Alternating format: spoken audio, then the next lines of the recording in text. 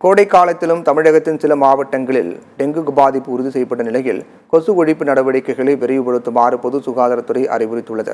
அனைத்து மாவட்ட சுகாதாரத்துறை அதிகாரிகளும் பொது சுகாதாரத்துறை இயக்குநர் செல்வ விநாயகம் அனுப்பியுள்ள சுற்றறிக்கையில் ஏடிஎஸ் வகை கொசுக்கள் மூலம் உருவாகும் டெங்கு பாதிப்பு பருவமழை காலத்தின் போது அதன் பின்னரும் அதிகரித்து வருவதாக கூறியுள்ளார்.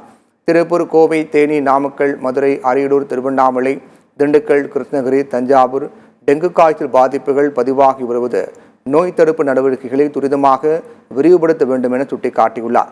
உள்ளாட்சி அமைப்புகளுடன் இணைந்த டெங்கு கண்காணிப்பு நடவடிக்கைகளை விரிவாக முன்னெடுப்பது அவசியம் என்றும், மருந்துகள், பரிசோதனை உபகரணங்கள், மருத்துவ கருவிகள் போதிய அளவில் விநியோகிக்கப்படுவதை உறுதி செய்வது முக்கியம் என்றும் பொது சுகாதாரத்துறை இயக்குநர் குறிப்பிட்டுள்ளார்.